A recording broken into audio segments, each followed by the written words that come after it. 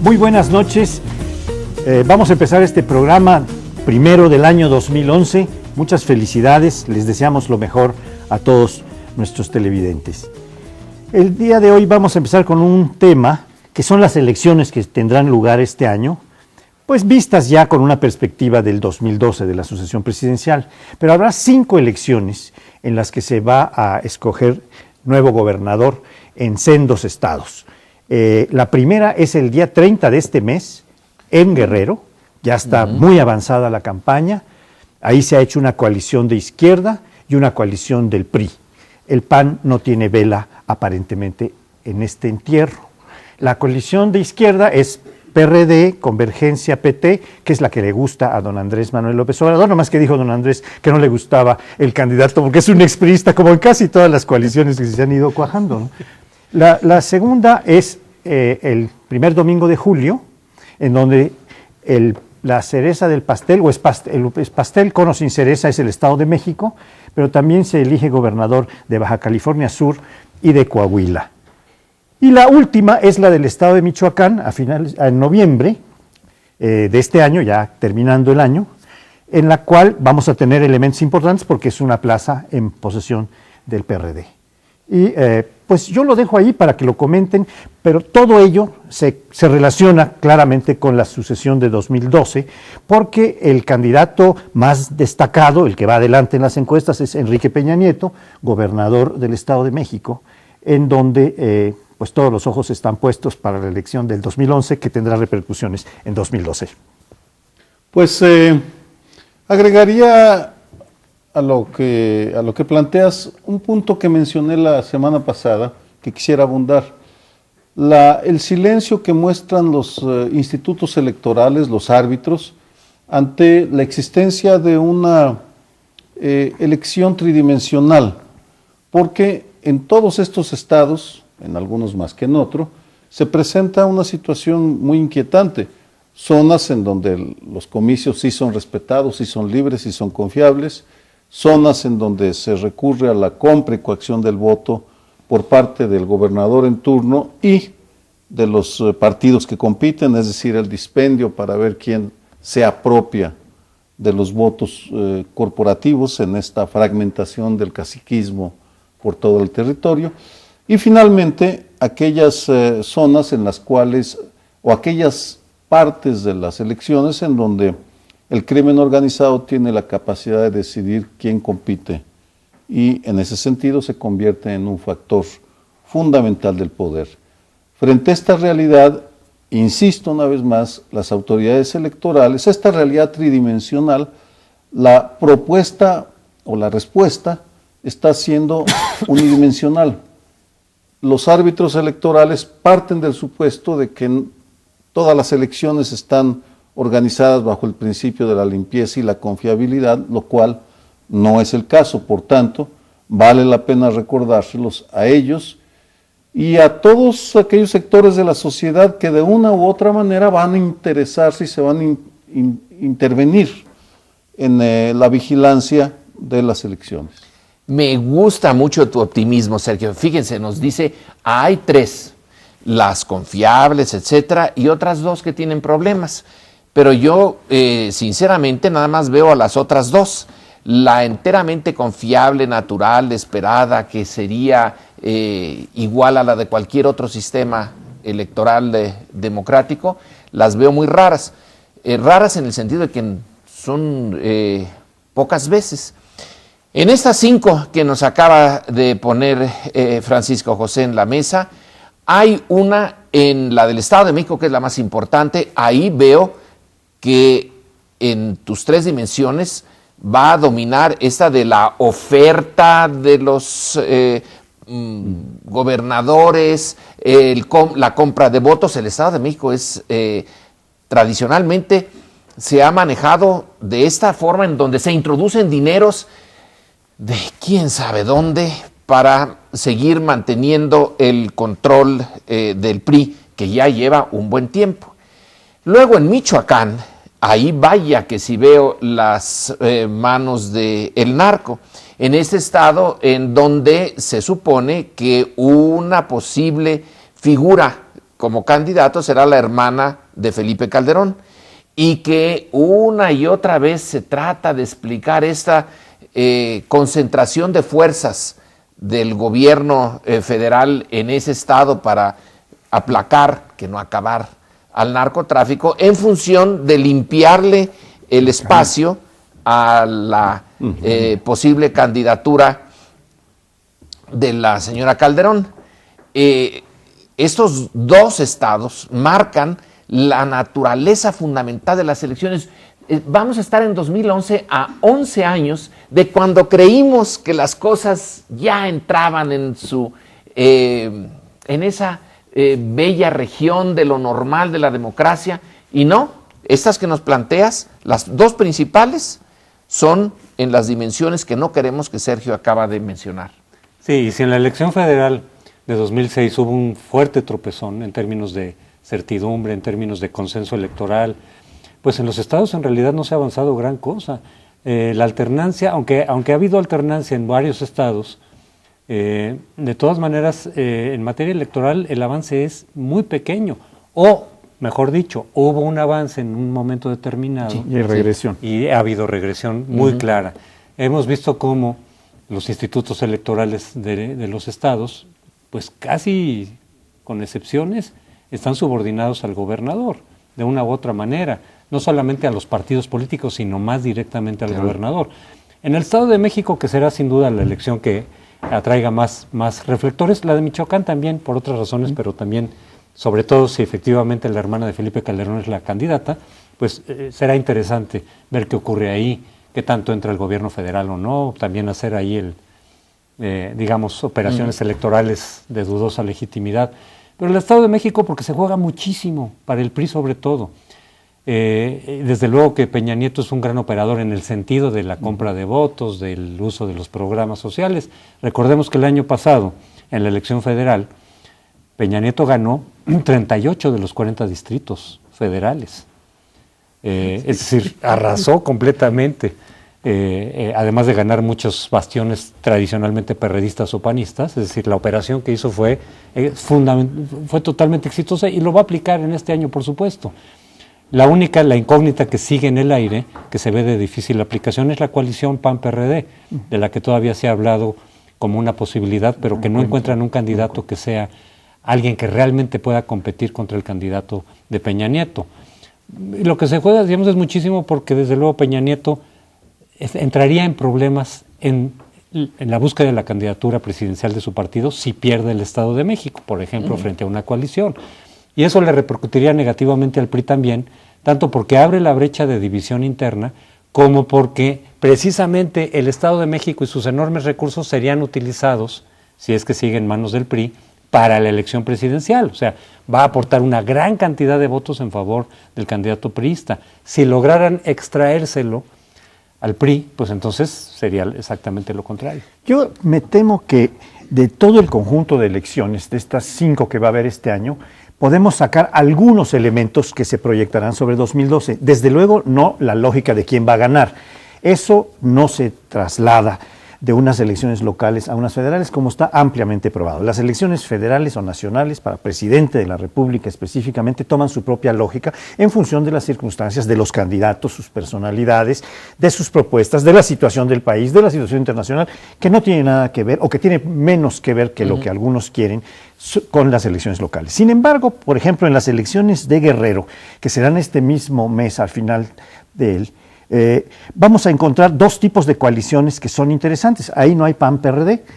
La coalición PRD-PT Convergencia, que es la de la izquierda, en un estado en donde la izquierda ha tenido preeminencia, y una coalición muy interesante que se va a proyectar sobre 2012, si no me equivoco, que es PRI, PANAL, ese Partido de los Maestros, y Verde.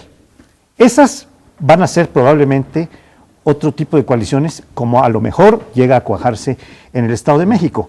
PRI, PANAL, Partido Verde. Esa es una proyección. Otra cosa que yo quisiera decir es que hay anuncios, hay barruntos de que se va a disparar mucho estiércol en la escena electoral de 2011. Va a llover mucho, dicen que sobre Peña Nieto, que le van a sacar muchas cositas al sol. Pero en fin, yo creo que esas serían temáticas que vale la pena estar pendientes. Una cosa, efectivamente en este año será no solamente el año de estas elecciones, estas 5 elecciones, que tienen, sobre todo la del Estado de México, una repercusión sobre el 2012, sino que se tendrán que decidir ya los candidatos en este año. Es decir, la segunda mitad de este año habrá ya la definición de los candidatos en los 3 partidos, si hay coalición o no, en fin, qué pasa con López Obrador. Todo esto quedará definido este año también, por supuesto. Y creo que faltaría en esta revisión del porvenir inmediato de los próximos 12 meses, las elecciones de Guerrero, Michoacán y Baja California, que actualmente son gobernadas por el Partido de la Revolución Democrática, formalmente, cuando menos. Seferino Torreblanca es formalmente del PRD, luego ya sabe uno que las siglas con las que llegan no tienen nada que ver con la forma como gobierna. A Sabines. Pero, ¿hasta qué punto vamos a observar en esos 3 estados el declive tan pronunciado que se observa del PRD en diferentes ámbitos? O si, por el contrario, tendrán una capacidad de respuesta y recuperación una vez resuelto el espinoso tema del recambio efectivo de los liderazgos, o más bien de si logra el PRD tener un liderazgo razonablemente aceptable para todas las tribus. ¿Y del desafuero de Godoy? Pues sí. El desafuero de Godoy y la permanencia, oye, en qué condiciones y hasta qué momento de Jesús Ortega, que es otro punto que se tiene que resolver ya en este año de 2011. La lucha interna del PRD empieza formalmente con el cuestionamiento sobre Jesús Ortega. Luego, el siguiente paso es ya el de las 2 candidaturas. Bueno, pues estamos en presencia de escenarios en donde vamos a tener una serie de conclusiones posibles que repercutirán posiblemente en el 2012, pero vamos a tenerlas que medir. Vamos a concluir este bloque, no nos deje, vamos a un siguiente tema muy interesante. Y bien, en el 2012 y en el 2011 va a ser fundamental lo que haga el Bester Gordillo, sin duda alguna la política más poderosa de México en estos momentos. Su poder viene de la cantidad de recursos que manejan las dependencias que controla su grupo político, del número de integrantes de su grupo político, de la disciplina con la cual trabajan, y que va mucho más allá de un sindicato de maestros, porque estamos ante la conformación de una maquinaria electoral extraordinariamente sofisticada y poderosa. Esta mujer que llega a una posición de primer nivel en 1989, cuando Carlos Salinas de Gortari la pone literalmente a la cabeza del Sindicato Nacional de Trabajadores de la Educación, ha logrado construir un imperio que gira en torno a ella.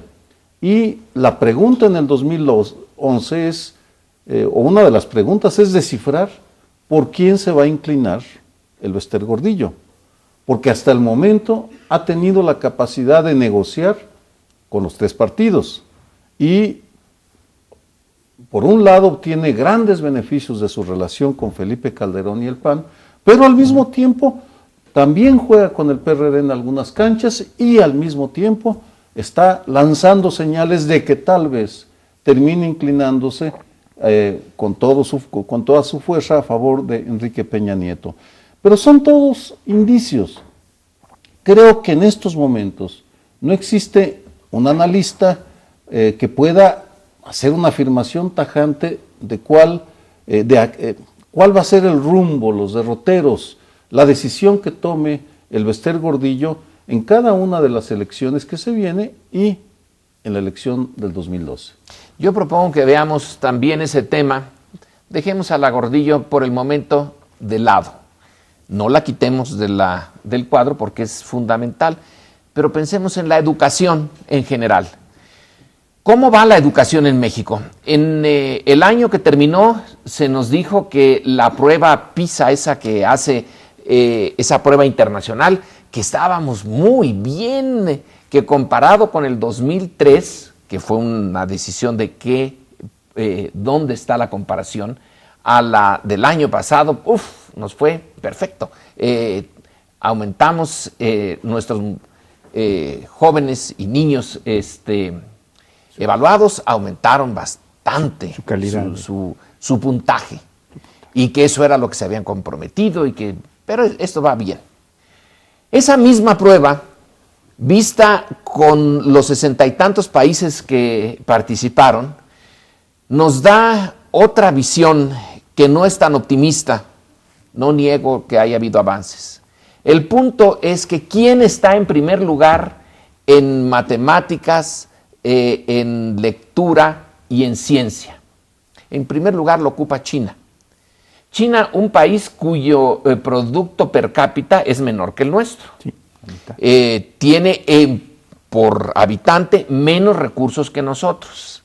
Y sin embargo dejó atrás a Estados Unidos, dejó atrás a Europa. Quiere decir que un país relativamente pobre, si no tiene las selvas esteres al frente de la educación, porque yo supongo que ella es la que está al frente de la educación, no Lujambio, si no tiene esos lastres y si realmente se pone el recurso al servicio de la educación, y México en proporción gasta bastante en educación, sí se puede, pero los chinos están ahí ahora porque empezaron esto desde hace 10, 15, 20 años, cuando nosotros no hemos empezado ni hoy, apenas unas cositas chiquitas de avance.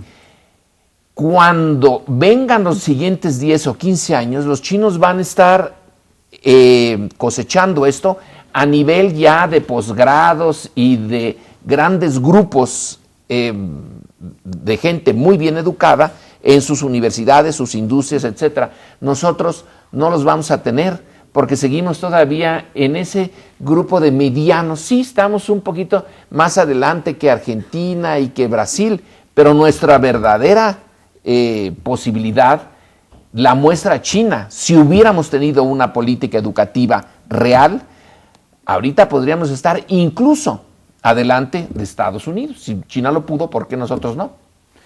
Bueno, yo creo que es conveniente, regresando un poco al planteo que hacía Sergio, ver al sistema educativo como muy dependiente del Sindicato Nacional de Trabajadores de la Educación y como el apoyo fundamental de un nuevo partido que ha venido mostrando características muy interesantes, por decirlo menos. El PANAL, el Partido Nueva Alianza. ¿Por qué se ha negado sistemáticamente la SEP a dar el número de comisionados? Porque una buena parte de estos comisionados del CENTE, no de la CENTE, que es la coordinadora más bien vinculada al PRD, sino del Sindicato Nacional de Trabajadores de la Educación, porque muchos de ellos están en una red, en un equipo muy amplio, que tiene cómputo, que tiene distribución en todo el país, para hacer alianzas electorales y para hacer trabajo electoral de convencimiento.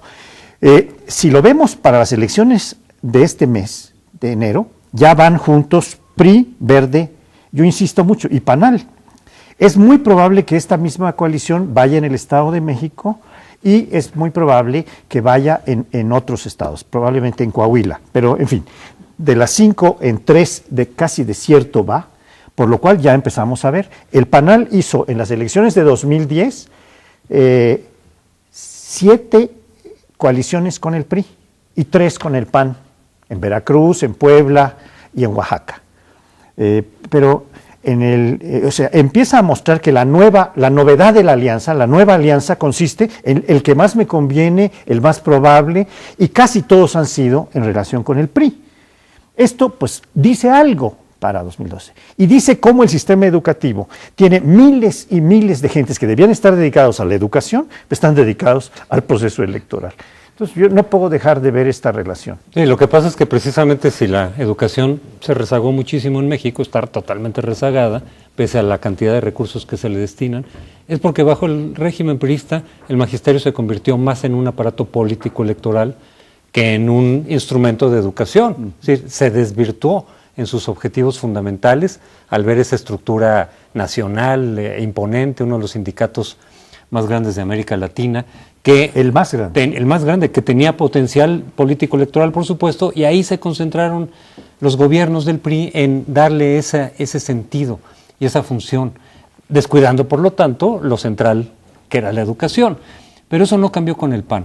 El PAN pudo haber por lo menos intentado, no era una tarea fácil, desde luego, porque se trata de una corporación muy poderosa, pero sí podía haber eventualmente pues sumado a otras fuerzas, a la ciudadanía, para transformar el sindicato, para reducir, digamos, esa estructura vertical, corporativa, etcétera, y darle un sentido, por lo menos poner las bases fundamentales para reorientar al magisterio y al sindicato, desde luego, a sus tareas educativas, pero no lo hizo.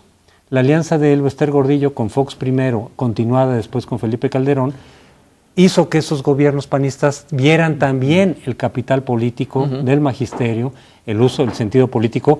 Sabemos que los votos del PANAL fueron determinantes para el triunfo de Felipe Calderón, aún en cifras oficiales, es decir, más allá de las sospechas de fraude, etcétera. Esos votos que le transfirió Elbester Gordillo fueron determinantes para el resultado. Y entonces ahí viene el pago político a Elbester Gordillo, dándole una cantidad de posiciones importantes y un manejo de presupuesto impresionante, pero es que el PAN renunció a lo que durante 60 años había señalado también como uno de los ejes centrales, es decir, en contra del corporativismo, en particular darle al magisterio el sentido educativo que se supone que iba a tener. No, aprovechó esa función política del magisterio y por lo tanto la educación pues efectivamente sigue como está.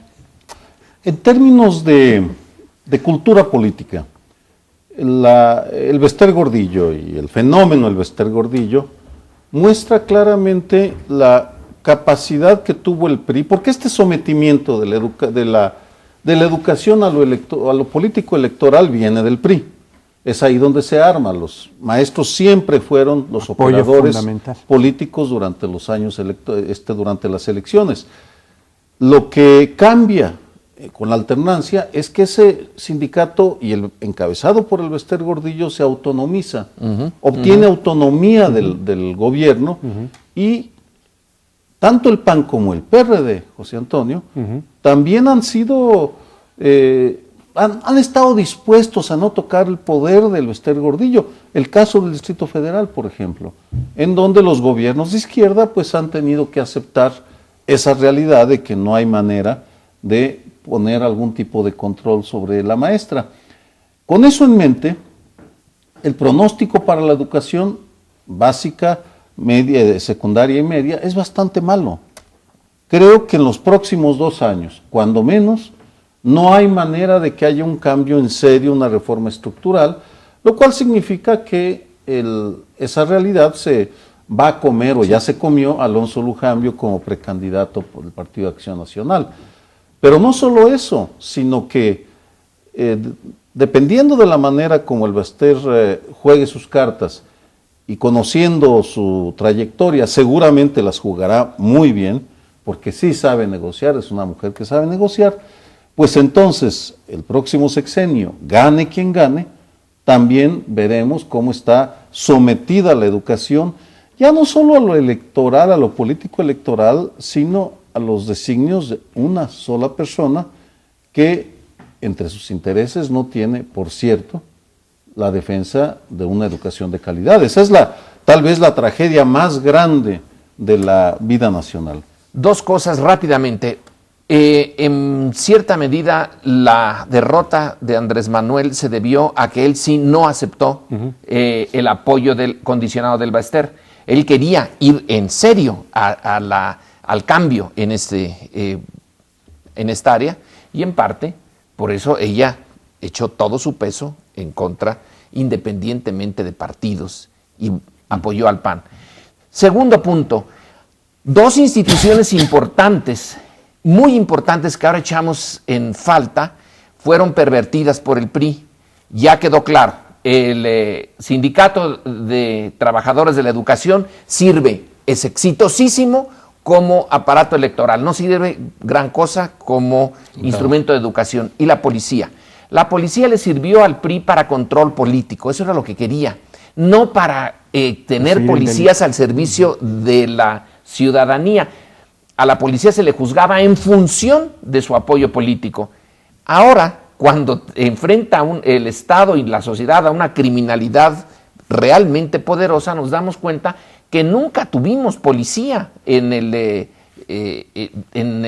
gobierno del PRI, porque también se le pervirtió en ese sentido instrumento político y su verdadera función es secundaria. Y la función que no debería de tener es la primaria. Bueno, y ya que estábamos hablando del 2012, es decir, de proyecciones de cómo jugará el Bester Gordillo, pero estamos en el ámbito de la educación, mencionabas a Alonso Lujambio. Yo creo que efectivamente Lujambio potencialmente podría o hubiera sido un buen candidato, bueno, no podemos hablar todavía, porque tiene articulación, tiene en fin, inteligencia, etcétera, tiene cierto sentido, pero no fue la mejor plataforma para lanzarse, porque al no enfrentarse con el Bester Gordillo, pues automáticamente ya quedó ahí como encuadrado como alguien que simplemente fue complaciente, digamos. Como débil. Pero, en fin, tendremos que seguir en otro momento. Por ahora terminamos este bloque. Espérese, viene otro muy interesante. Bueno, y resulta inevitable para hacer una proyección de lo que vendrá en el 2011, pues el que ha sido el eje fundamental de este gobierno, la seguridad pública, la lucha contra el crimen organizado. ¿Qué podemos proyectar? Bueno, pues la proyección que podemos hacer es que la estrategia continuará.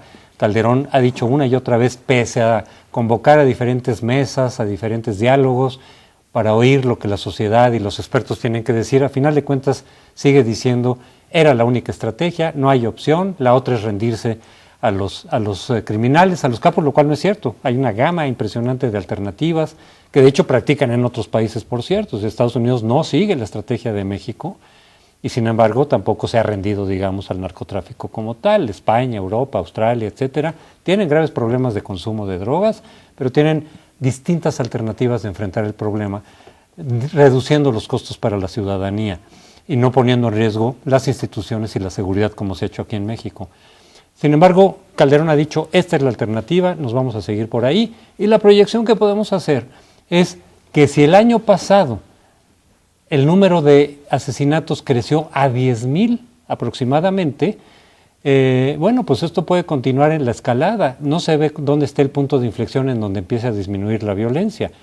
Incluso en las filtraciones de Wikileaks, un representante, un subsecretario de Gobernación, Jerónimo Gutiérrez, decía, es que se nos va a llegar el 2012 sin que tengamos un éxito palpable en esta estrategia, y ahí va de fondo, digamos, el prestigio de Felipe Calderón y desde luego la imagen de México. Yo nomás quiero comparar estos 10,000 muertes que hubo el año pasado por este motivo con los 9,000 que hubo en todo el sexenio de Vicente Fox, el gobierno de Fox. Entonces, en un solo año, en el año pasado, rebasamos la cantidad de muertes que hubo durante el gobierno de Vicente Fox. A mí me gustaría en este tema retomar, pidiendo permiso a los derechos de autor de Sergio Aguayo, retomar una hipótesis que él formuló en algún programa del año pasado, en uno de los últimos programas del año pasado. Me pareció muy sugerente y por eso la quiero proyectar sobre 2011. Decía Sergio Aguayo que nosotros sí estamos siguiendo en alguna manera, o vamos a ir siguiendo cada vez más ampliamente, el modelo norteamericano de combate al narcotráfico. ¿Cuál es este modelo, según el enunciado? Espero interpretarte bien. Es que en Estados Unidos no hay grandes carteles, no hay grandes capos, sino que se ha socializado el consumo de la droga, se ha distribuido, se ha atomizado, hay pequeños empresarios, todos los vendedores de droga, que muchos de ellos son también consumidores y cumplen con su vicio rápidamente, son los que, y así quedan diseminados en la sociedad y no son un peligro para el Estado, decía Sergio entonces. Yo creo que estamos yendo a ese camino, ciertamente, porque con todo este descabezamiento, esta multiplicación de una célula que se parte y se por cariocinesis, ¿verdad? Y por mitosis, como dicen los biólogos, y entonces salen dos seres vivos de uno.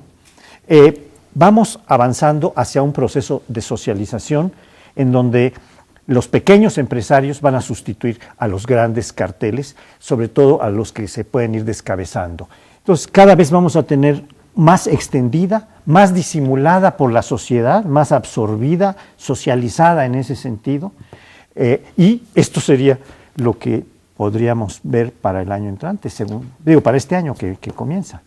Sí, aun cuando creo que desde la óptica de la sociedad, aun cuando el Estado tiene muy claro que quiere fragmentar los carteles, el punto más grave desde la sociedad y que creo podría ser no un pronóstico, sino una propuesta para la sociedad, es que no podemos esperar resultados a corto plazo que reduzcan el incremento en la delincuencia, el número de secuestros, el número de llamadas telefónicas para extorsionar.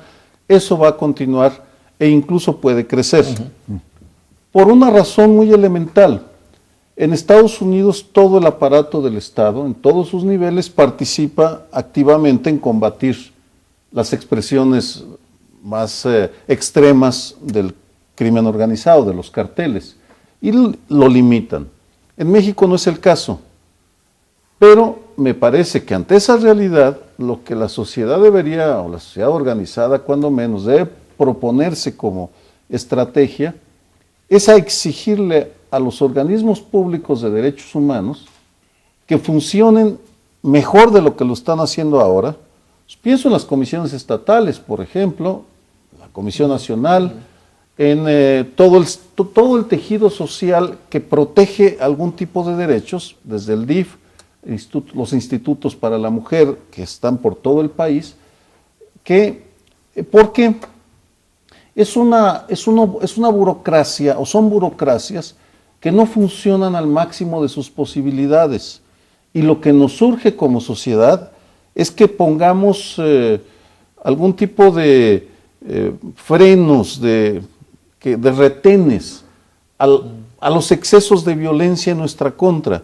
Y si no van a venir de las policías, porque no van a venir, tienen que venir de otro lado. Y la única esperanza que tenemos es en lograr que funcionen mejor que estos organismos públicos de derechos humanos, porque de otra manera, quien va a pagar el costo más alto, quien está pagando y seguirá pagando el costo más alto, es la sociedad, porque el gobierno federal va muy claro en contra de los grandes capos, de los grandes carteles, pero no está pudiendo tomar medidas para protegernos. Bueno, sigamos con esta hipótesis de que la política de Felipe Calderón es fomentar los pymes, la pequeña y mediana empresa en el mundo del narcotráfico. Narcopymes. Esta política en realidad se debe de tener como punto de comparación Colombia. Ese fue el sentido de descabezar el cartel de Cali y el cartel de Medellín y crear estos carteles boutique que tienen ahora. La producción sigue, pero tienen un perfil más bajo. Entonces, si esto fuera así, quiere decir que el año del 2011 tiene Felipe Calderón que ir contra el cártel al que no ha tocado, que es el cártel de Sinaloa. Tiene que ir contra el Chapo y tomarlo prisionero o matarlo. Ese va a ser su prueba del ácido. En caso de que tenga éxito, supongamos que tienen éxito, que con el apoyo logístico norteamericano, con la información que les den los norteamericanos y con una cierta eficiencia que según Wikileaks pueden llegar a tener, pero que no tienen todavía, tendrían éxito. Eso significa que la vida del narco se modifica, tiene menos presencia, pero no se acaba. Va a seguir teniendo, como en Colombia, la misma producción que tenía antes. Mientras esté el mercado norteamericano, ahí va a seguir, pero tendrá menos peso político. Ahora, la pregunta es, si se desactiva a ese nivel que tiene de ahora tan fuerte el narco, eso significa que un grupo de ellos dejará de ser narco o se transferirá a otras zonas que molestan menos al Estado, la de secuestrar, extorsionar, etcétera, o todo se va también a reducir. Esa es para mí es una incógnita y creo que la respuesta es importante. Sí, bueno, efectivamente la estrategia que se sigue en México fue de alguna forma tomada, así lo ha dicho el gobierno, o inspirada en el modelo colombiano, con muchas variantes, porque en Colombia se supone que tuvo éxito efectivamente en descentralizar, en desmoronar los grandes capos para convertir varios pequeños cárteles que siguen produciendo el mismo nivel de cocaína, pero que ya no representan una amenaza al Estado.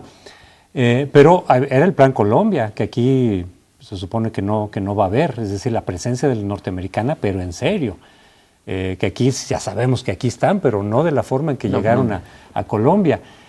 Una reforma de justicia que aquí no hemos visto, un combate a la corrupción pública que trasciende a la específicamente derivada del narcotráfico, que aquí no hemos visto, porque aquí sería, si el gobierno y la clase política emprende una cruzada contra la corrupción, que esa sí hubiera sido apoyada por toda la ciudadanía, es darse un balazo en el pie, porque tienen que ir contra ellos mismos, son ellos los que están involucrados claramente en este tipo de corrupción.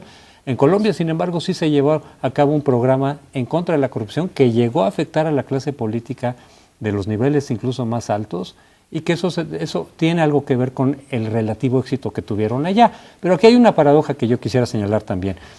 En la medida en que se van descentralizando o descabezando y desarticulando los cárteles, los grandes cárteles, en lugar de reducirse la violencia se incrementa, porque precisamente la batalla entre ellos por los liderazgos o los grupos que empiezan a pelearse entre ellos para dominar las plazas y los mercados generan más violencia.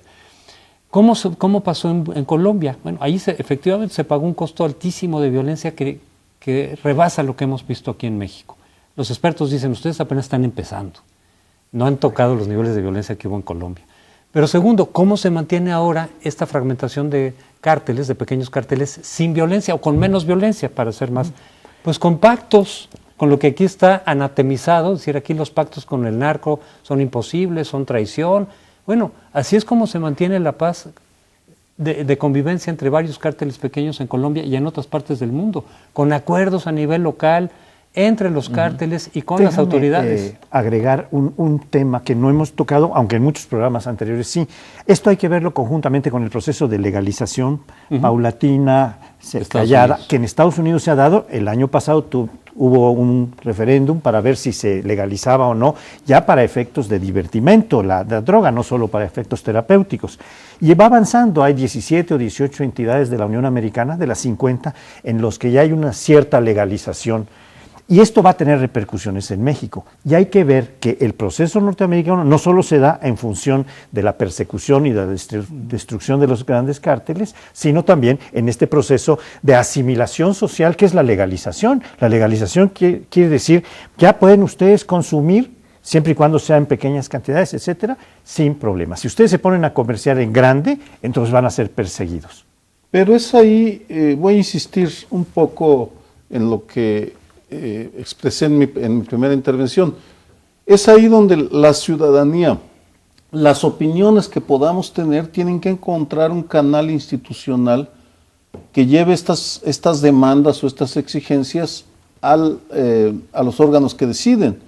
Y es por ello que creo, por ejemplo, que si la Comisión Nacional de Derechos Humanos interviene más activamente en este tema, tal vez podríamos tener resultados en el punto central desde la óptica ciudadana, que no nos castiguen tanto.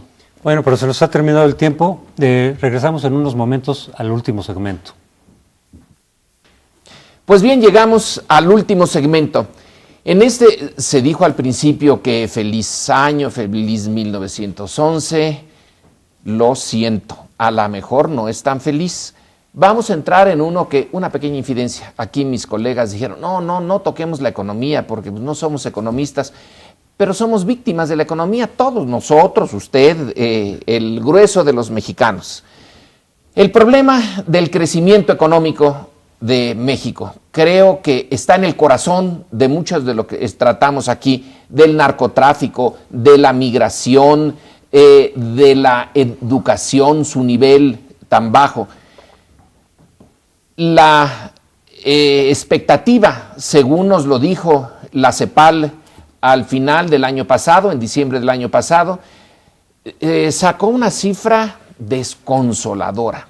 Vamos a crecer en este año al 3.5%. 3.5%.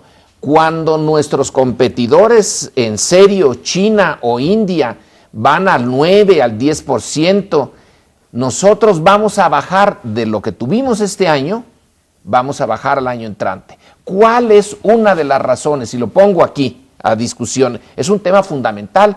Una de las razones, o la razón más importante, es nuestra liga con Estados Unidos. Estados Unidos es una economía que crece muy lentamente, no va a crecer de manera explosiva en lo previsible. Con muchos trabajos están creciendo. Hay un gran debate interno de por qué siguen teniendo tan alto el desempleo. Entonces estamos ligados a una economía con problemas. Bueno, es la economía gigante.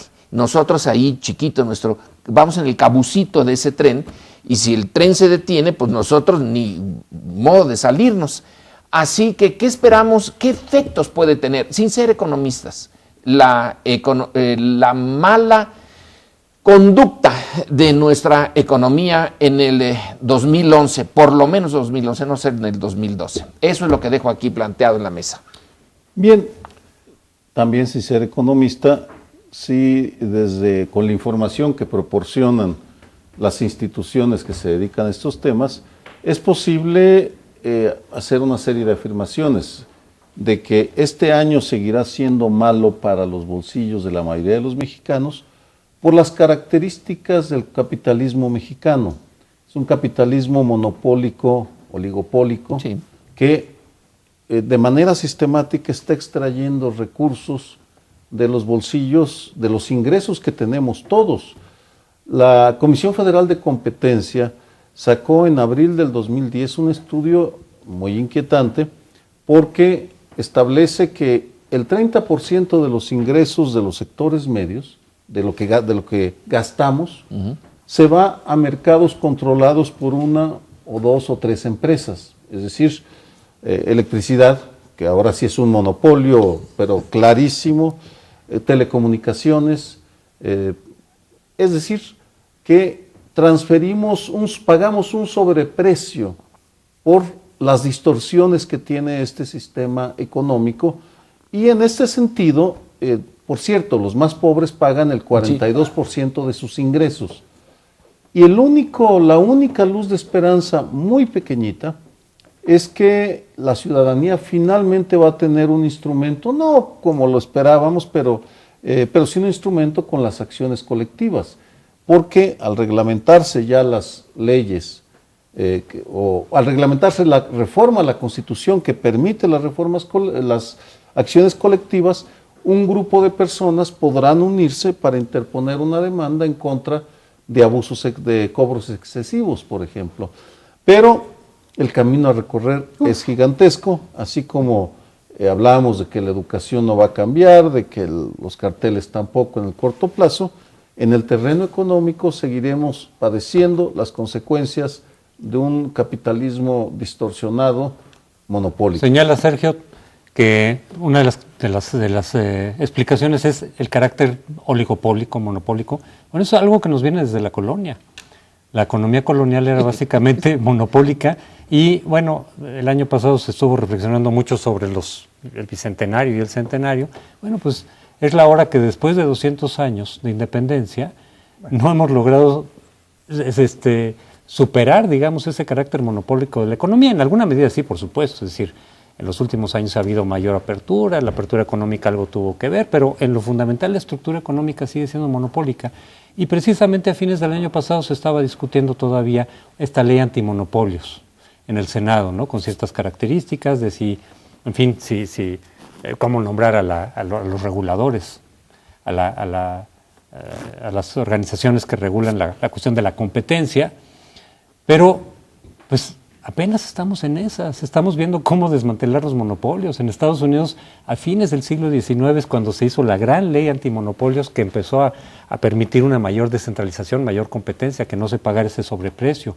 Yo creo que hay un problema aquí también de organización institucional, o sea, no es solamente nuestra vinculación excesiva con Estados Unidos y que nos amarra a que si el crecimiento de Estados Unidos es lento, es también una cuestión de estructura institucional en México que no genera los incentivos adecuados para la productividad, para la eficacia. Son incentivos perversos que están ahí con las barreras burocráticas que hay, con una cantidad de trabas para la productividad, para poner negocios, pequeños negocios, para la exportación, para la importación, una cantidad, además aderezado todo eso con la corrupción, que evidentemente desvirtúa los incentivos a la productividad y a la eficacia en la economía. Bueno, pues para no ser economistas, habéis dicho mucho. Como dijo el Che Guevara, que era médico y fue ministro de Economía, no sabía mucho más de... Pero en fin, yo voy a tomar un vector que es el vector de las pymes, parece a la cual estemos dedicando todo este programa de principios de año. Porque lo que va a avanzar aparentemente es la economía informal. Nada más que son pymes no estatales, pymes que no pagan impuestos, pymes que progresan todos los días como hormigas, pero que van a representar ya más del 40% de la economía que vienen representando en años anteriores. Porque si China sigue creciendo y exporta una cantidad de elementos que sirven a la economía informal en México y en todos los países, porque el crecimiento de China es brutal, es planetario, impacta a todo el planeta. Y otros factores, lo que vamos a ver crecer es una economía que no paga impuestos, que no se ciñe a las leyes, que utiliza los espacios públicos que todos pagamos para su provecho personal, aunque este sea pequeño. Y ahí la formación también de cacicazgos de los vendedores ambulantes, etcétera, que también se van haciendo crecer, sin combatir con esto a los monopolios. Los monopolios efectivamente en la colonia fueron muy grandes, pero se concentraban de una manera muy estrecha, se concentraban en grandes latifundios. Cuando viene la reforma agraria, la mayor concentración que estaba en la tierra, pues era porque se había gestado durante toda la colonia un sistema de grandes latifundios que fue acaparándose, sobre todo en la iglesia hasta la primera mitad del siglo XIX, y después, ya con la reforma liberal, la desamortización de los bienes en manos del clero, empezó a distribuirse con una perspectiva liberal de meter al mercado pequeños trozos de territorio y no dejar que se concentraran tan grandemente. Pero ahora lo que estamos teniendo es una concentración financiera brutal. Y entonces yo creo que las pymes van a avanzar y los monopolios se van a mantener firmes. Pero las pymes en realidad no producen, las pymes son comercialización de esos productos chinos de los que tú hablas. En el momento cumbre de la economía, en eso el PRI tuvo un momento interesante, el desarrollo estabilizador, cuando México crecía como ningún otro país latinoamericano y no había inflación. Alguien propone que esto que estamos viviendo ahora le llamemos el no desarrollo estabilizador, porque se trata de mantener la paridad peso-dólar controlada para que no haya mucha inflación, pero tampoco hay crecimiento. Y como se ha privilegiado la estabilidad por sobre cualquier otra cosa, entonces este año del 2011, pues parece que va a ser otro año de estabilidad sin desarrollo. Pero aquí viene un tema que quizá no tengamos tiempo. El Latinobarómetro ha sacado unas cifras recientes. El país que está más desencantado con la democracia en México, en Latinoamérica, es México, es el nuestro. Creo que en el fondo, en la raíz de este desencanto, está precisamente la economía. Es un cambio que se produjo en el año 2000 y que no llevó a que lo sintieran en su vida cotidiana los mexicanos. Por otro lado, pone que la popularidad de Felipe Calderón es alta. Eso está unido a su dureza contra el narcotráfico. Es decir, que para él personalmente, la política que nosotros estamos criticando contra el narcotráfico tiene mucho sentido porque la población la ve bien. Pero para el conjunto del sistema, la falta y la falla de la economía es algo que ha sumido la visión que México tiene de sí mismo, de su sistema y de su futuro, hasta el final de la pirámide construida por todos los países latinoamericanos. Somos los más pesimistas. Y si vamos a seguir con este desarrollo, no desarrollo estabilizador, en parte es porque el Estado no tiene los recursos para introducirle a la economía algo positivo, y no tiene esos recursos porque no cobra impuestos. Entonces estamos metidos en un maldito círculo endemoniado. Diabólico. ¿Cómo? A ver, una última, antes de que nos vayamos, una última idea, ¿cómo salimos? Pues no creo que salgamos, sino que la situación económica y el desencanto con la democracia plantea un escenario claro para el 2012.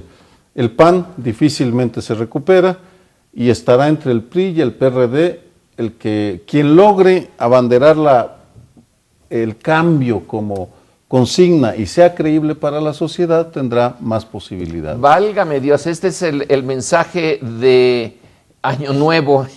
Ni modo, no pudimos ser más optimistas, nos tenemos que despedir y lo esperamos a lo largo de todo este 2011. Que la pase bien.